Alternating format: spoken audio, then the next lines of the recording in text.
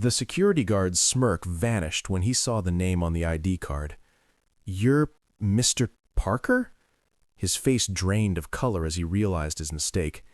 By then, it was too late. The damage was done. Sometimes a single moment of disrespect can reveal everything about how people treat you when they think you're nobody. This is a story about dignity, assumptions, and what happens when a father fighting for respect finally reaches his breaking point. If you're enjoying this story, please hit that like button and subscribe to our channel for more powerful real-life dramas that will touch your heart and make you think. Your support helps us bring these meaningful stories to life.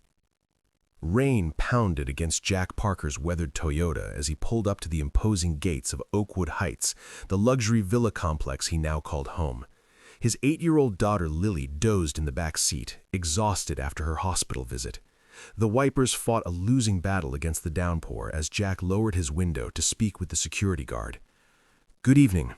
Villa 27, please," Jack said, water dripping from his unkempt beard. 36 hours without sleep had left dark circles under his eyes, and his simple cotton shirt was wrinkled and damp. The security guard, a young man named Tyler with a crisp uniform and an air of self-importance, barely glanced at him before shaking his head.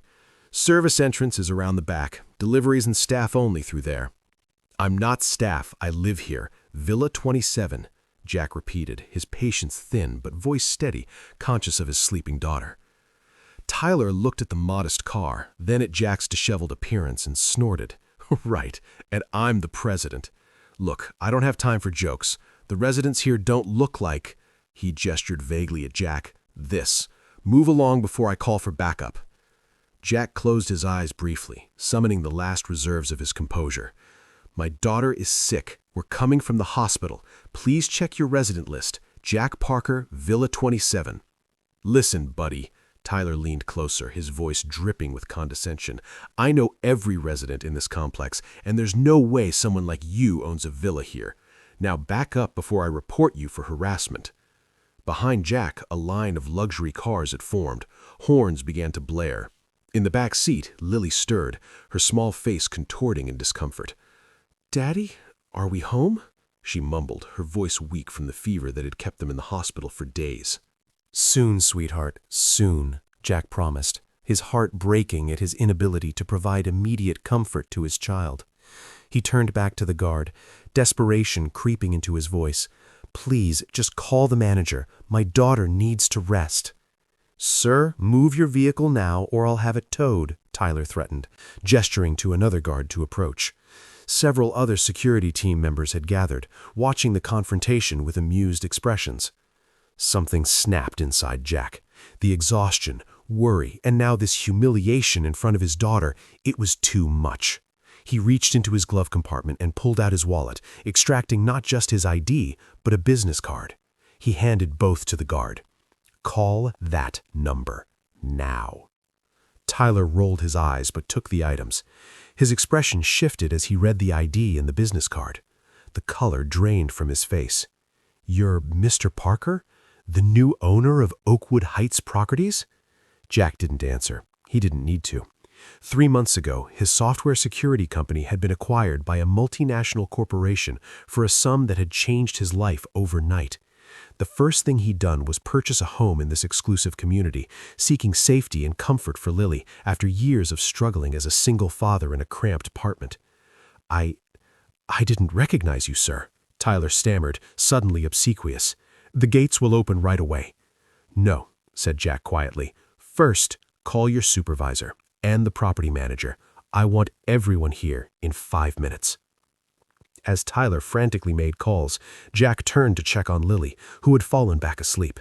He gently brushed a strand of hair from her forehead, his touch lingering on her warm skin. "We'll be home soon, I promise," he whispered. Within minutes, the property manager, David Mitchell, arrived in a golf cart, followed by the head of security. Their faces showed alarm as they approached Jack's car.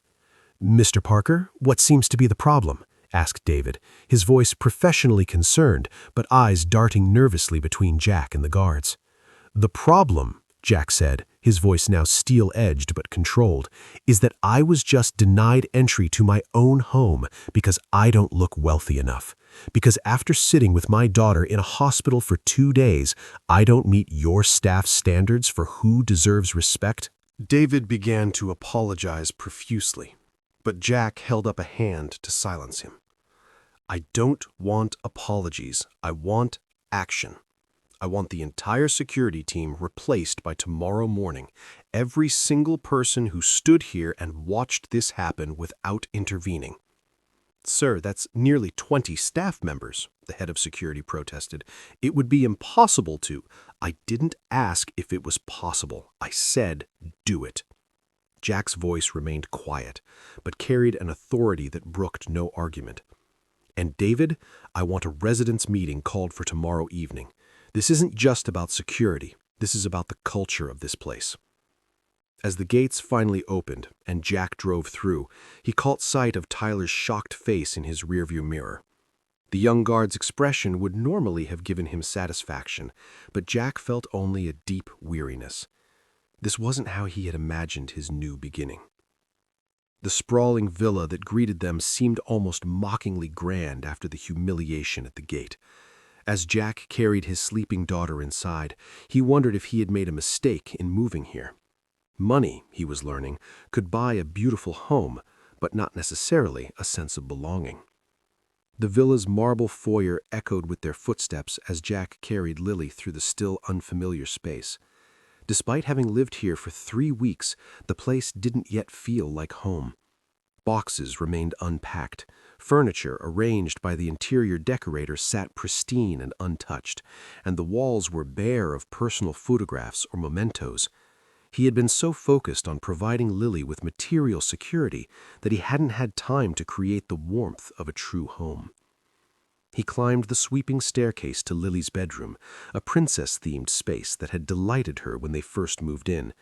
Now, as he gently laid her on the bed, the elaborate canopy and ornate furniture seemed excessive, at odds with the simple life they had lived before. Lily's favorite stuffed elephant, worn threadbare from years of love, looked out of place against the designer bedding. After settling Lily with medicine and a cool compress, Jack retreated to the master bathroom. He stared at his reflection in the oversized mirror, the exhaustion etched in the lines around his eyes, the stubble that had grown into an unkempt beard, the hollow look of a man who had been pushed to his limits. He barely recognized himself. The journey that had brought him here flashed through his mind as he splashed cold water on his face. 6 years ago, he had been a mid-level programmer at a tech firm, living a comfortable but modest life with his wife Emma and their 2-year-old daughter. Emma had been the heart of their small family, warm, vibrant, and full of dreams for their future. Her sudden death from an undiagnosed heart condition had shattered their world overnight. Left alone with a toddler and overwhelming grief, Jack had struggled to keep their life together. The company he worked for had shown little compassion for his situation. His performance suffered as he juggled childcare and work, and within months he was let go with a clinical severance package and empty wishes of good luck. Those first years as a single father had been a blur of financial hardship and emotional devastation. He had moved them to a tiny 1-bedroom apartment, taken freelance coding jobs that allowed him to work while Lily slept, and learned to be both mother and father to a child who couldn't understand why her mother never came home. The turning point had come 3 years ago, when a security breach at a major bank had made national headlines. Jack, working late into the night after putting Lily to bed, had identified a vulnerability that the hackers had exploited, one that existing security systems had missed. On impulse, he had developed a patch and emailed it to the bank's technology department. 2 days later, he received a call from the bank's chief technology officer, amazed by his solution. That call led to a consulting contract, which grew into more work as word of his expertise spread. Within a year, he had founded his own cybersecurity firm, Shield Tech, operating from their small apartment with a growing team of remote employees. The breakthrough came when Shield Tech developed an AI-driven security protocol that could predict and prevent attacks before they occurred. Major corporations took notice, and investors came calling. 3 months ago, Global Tech International had acquired Shield Tech for a sum that had transformed Jack from struggling single father to wealthy entrepreneur overnight. The first thing he had done was purchase Villa 27 in Oakwood Heights, the most exclusive residential complex in the city, known for its security, amenities, and prestigious address. He had wanted to give Lily everything he couldn't provide before: space, safety, the best schools, a community of successful families. He had wanted to make Emma proud. Now, standing in his marble bathroom larger than their old apartment, Jack wondered if he had made a terrible mistake. Had he sacrificed belonging for status? Had he brought his daughter to a place where people were judged by appearances rather than character? He dried his face and walked out onto the terrace overlooking the manicured gardens of Oakwood Heights. The rain had stopped, leaving behind a clean, fresh scent. In the distance, he could see the lights of the city where he had struggled for years. The contrast between his past and present lives had never felt so stark or so hollow. His phone buzzed with messages: David confirming the residents' meeting, the head of security submitting his resignation along with apologies, and various neighbors suddenly eager to introduce themselves to the new owner they had previously ignored. Jack set the phone aside, uninterested in their belated attention. He returned to Lily's room and sat beside her bed, watching the gentle rise and fall of her chest as she slept. Despite the fever, she looked peaceful, unaware of the confrontation at the gate or her father's inner turmoil. Jack gently stroked her hair, remembering how Emma used to do the same when Lily was an infant. "What would you think of all this, Emma?" he whispered to the quiet room. "Is this what we dreamed of, or have I lost my way?" He could almost hear her response, practical, loving, and wise, as she always was. She would have cared less about the address and more about whether they were happy. She would have reminded him that homes are built with love, not luxury. Jack stayed by Lily's side until her fever broke in the early hours of the morning. Only then did he retreat to his own bedroom, falling into an exhausted sleep, filled with dreams of Emma and the simple life they had once shared. Morning came, with sunlight streaming through the floor-to-ceiling windows and the sound of Lily's voice calling for him. Jack found her sitting up in bed, her color improved and her eyes brighter. "Daddy, I'm hungry," she announced, a good sign after days of poor appetite. "That's my girl," Jack smiled, relief washing over him. "What would you like for breakfast?" "Can we make Mom's special pancakes, the ones with banana and chocolate chips?" The request caught him off guard. They hadn't made Emma's pancakes in months, the ritual having gradually faded as their life grew busier. "Of course we can, sweetheart. Let's go see if we have all the ingredients." In the vast, gleaming kitchen with its professional-grade appliances, Jack and Lily set about recreating Emma's recipe. The familiar routine of measuring flour, mashing bananas, and sprinkling chocolate chips brought a comfort that the expensive surroundings couldn't provide. As they worked, Lily chatted about her new school and the friends she hoped to make once she was well enough to attend. "Daddy, do you think the other children here will like me?" she asked suddenly, her small hands covered in flour as she helped mix the batter. The question revealed her own insecurities about their new life. "Any child would be lucky to have you as a friend," Jack assured her. "You're kind, smart, and you tell the best jokes." Lily giggled at this, but then grew serious again. "But what if they think we don't belong here, like that guard did last night?" Jack froze, realizing she had been awake during the confrontation. "You heard that?" She nodded, her eyes wise beyond her years. "He was mean to you because of how you looked, but you're the best daddy in the world, and he couldn't see that." Jack knelt down to her level, his heart aching at her perception. "Lily, listen to me. Some people judge others by what they have or how they look, but those aren't the people whose opinions matter. What matters is how we treat others, especially when we think they can't do anything for us." Like how you always say thank you to the cleaning lady at my old school, even when the other parents didn't notice her? Exactly like that. Jack smiled, amazed at how much she observed. Your mother was the same way. She believed everyone deserved respect, no matter who they were. As they ate their pancakes at the kitchen island, Jack made a decision. Lily, I've called a meeting with all our neighbors for tonight. I want to talk about making this place better, more like a real community where everyone is valued. Would you like to come with me? Lily's eyes widened. Can I? Will they listen to me too? Of course they will. Sometimes children see things more clearly than adults do.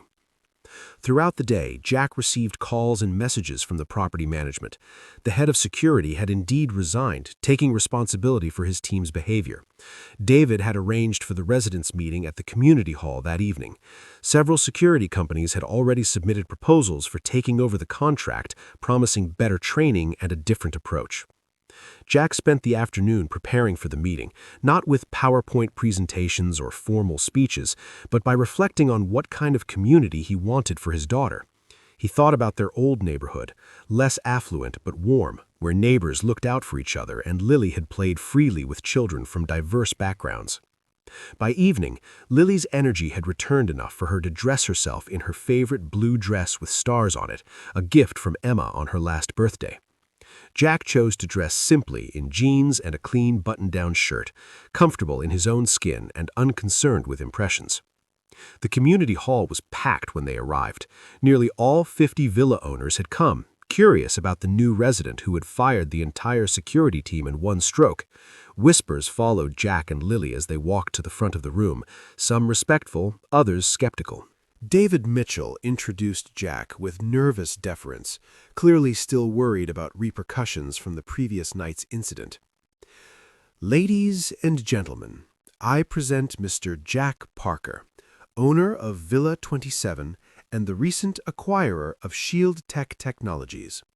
Mr. Parker has some thoughts to share about our community. Jack stepped forward, with Lily standing confidently beside him. He surveyed the room, a sea of designer clothes, expensive jewelry, and carefully cultivated appearances. These were people who had likely never been denied entry anywhere, who had never had to prove they belonged. "Thank you all for coming," he began, his voice quiet but carrying to every corner. "Most of you don't know me yet. My name is Jack Parker, and this is my daughter Lily. We moved here hoping to find a community, not just a luxury address." He paused, looking around at the curious faces. "Yesterday, I was denied entry to my own home because I didn't look the part of someone who belongs here. I was judged by my appearance, by my car, by superficial markers that had nothing to do with who I am." Murmurs rippled through the crowd. Some looked embarrassed, others defensive. "I fired the security team not out of vengeance, but because I believe that how we treat people when we think they have nothing to offer us reveals our true character. And I want better for this community, for my daughter's home." An older woman in the front row raised her hand. "Mr. Parker, while I sympathize with your experience, isn't firing 20 people an overreaction? Many of them have families to support." Jack nodded. "A fair question, Mrs. Wilson, Margaret Wilson. I've lived here since the complex was built." "Mrs. Wilson, I should clarify that no one is losing their livelihood. All security staff are being transferred to other properties with mandatory retraining on respectful treatment of all individuals. What I've eliminated is a culture, not people's jobs." Relief visibly spread through the room, followed by a new kind of attention as residents began to see Jack differently. "What I'm proposing tonight is that we rethink what kind of community we want to be. Oakwood Heights can be more than just expensive homes behind high walls. It can be a place where people look out for each other, where worth isn't determined by the car you drive or the clothes you wear.